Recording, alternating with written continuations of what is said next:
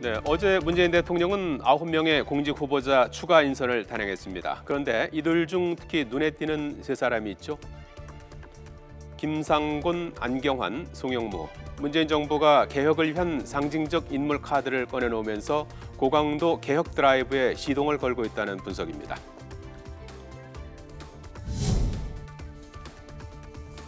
모든 학생들이 행복해할 수 있는 그런 교육 만들겠습니다.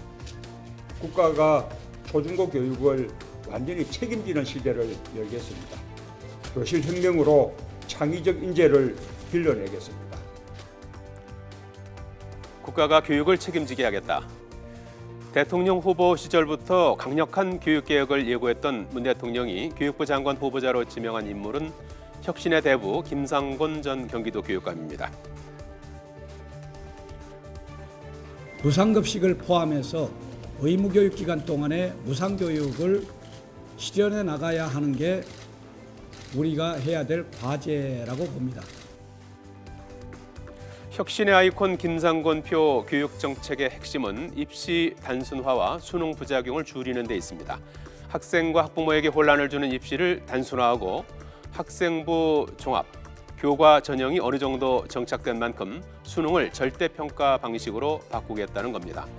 문 정부의 교육 공약 설계자이기도 한 김 전 교육감의 지명으로 교육 개혁에도 가속도가 붙을 전망입니다.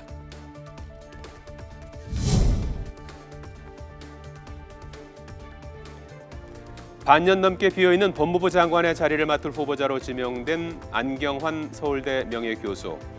인권 문제에 정통한 진보적 성향의 학자입니다.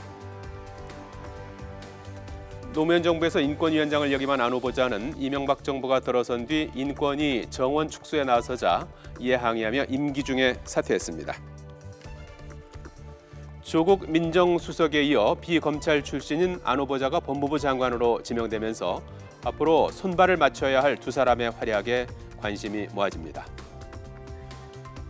이미 두 사람은 여러 번 호흡을 맞춘 적이 있습니다. 조 수석이 지난 2000년 참여연대 사법감시센터 부소장을 맡았을 때 안 후보자는 참여연대 초대 운영위원장이었고, 지난 2006년 안전위원장이 국가인권위원장이었을 때 조 수석은 인권위원을 맡았습니다.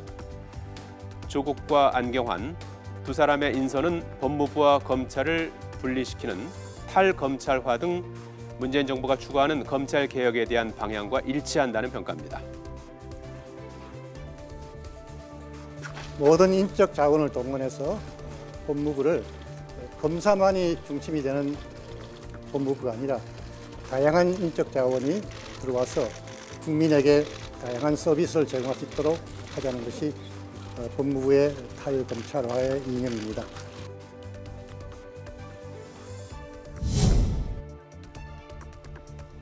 강한 국방, 6해공 3군 균형 발전, 국민에게 신뢰받는 군 조직 확립 등 중장기 국방 개혁을 추진할 적임자입니다. 충남 논산 출신인 송영무 국방부 장관 후보자, 국방부 합동참모본부 인사군수본부장과 전략기획본부장, 해군본부 제26대 참모총장을 지낸 인물입니다. 국방 전략과 안보 현안에 대한 전문성과 업무 추진력을 겸비하고 군 조직과 새 정부의 국방 개혁에 대한 이해도가 높다는 평가를 받고 있습니다. 해군 출신인 그의 지명은 육군 위주의 국방부를 개혁하겠다는 정부의 포석으로도 읽혀집니다. 어제 인사가 개혁에 방점을 찍은 인선이라는 평가가 나오는 반면에 야당에서는 비판도 나오고 있습니다. 정우택 자유한국당 원내대표는 대통합, 대탕평과 거리가 먼 보은 인사다라면서 날을 세웠습니다.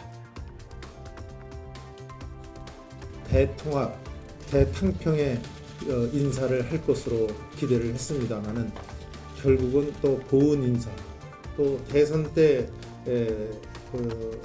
공헌을 해준 대선 공신 인사, 또 코드 이념 편향 인사로